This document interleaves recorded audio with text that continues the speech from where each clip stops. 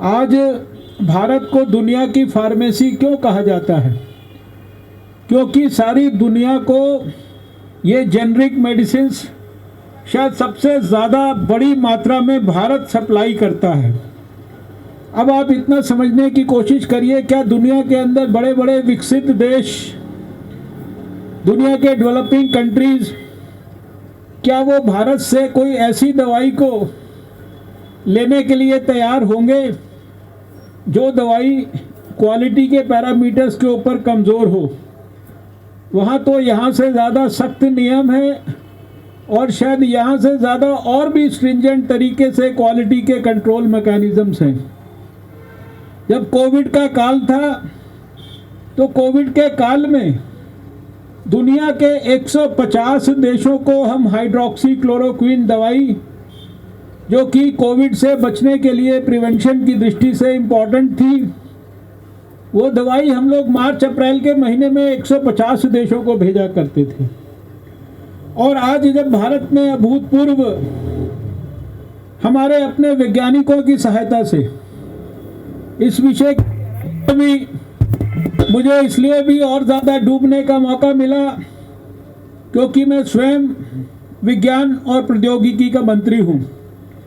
प्रधानमंत्री जी के आशीर्वाद और मार्गदर्शन से इस वैक्सीन डेवलपमेंट के प्रोसेस को देश में खूब सहायता दी गई।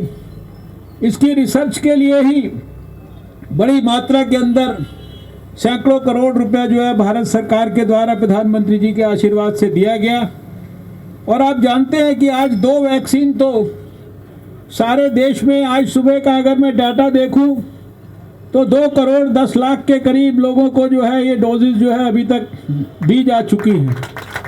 ये जो जन औषधि केंद्र पर जेनरिक मेडिसिन्स हैं, इनके बारे में किसी भी प्रकार की कोई गलतफहमी नहीं होनी चाहिए। भारत की ये जो इंडस्ट्री है, इसको सारे दुनिया में रिकॉग्निशन हो चुका है दवाइयों के माध्यम से और अब वैक्सीन्स के माध्यम से। वैक्सीन, शायद कोविड की वैक्सीन की तो बात हम आज कर रहे हैं, लेकिन जो यूनिवर्सल इम्यूनाइजेशन प्रोग्राम में 1 दर्जन वैक्सीन हम हमारे बच्चों को देते हैं।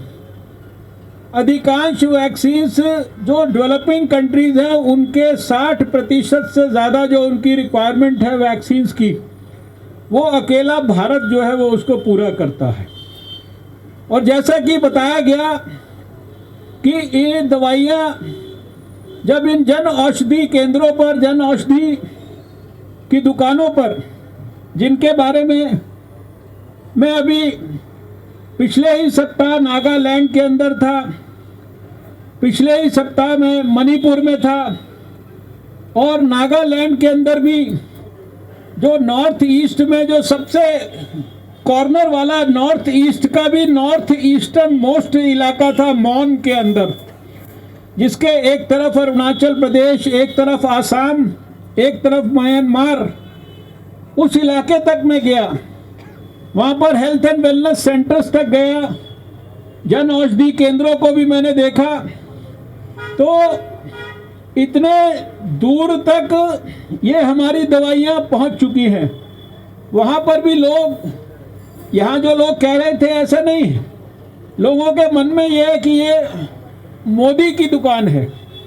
और जैसा कि इस कार्यक्रम में भी बताया गया कि मेडिसिन की जगह लोग इसको मोडिसिन बोलने लगे हैं। मोडिसिन है ये।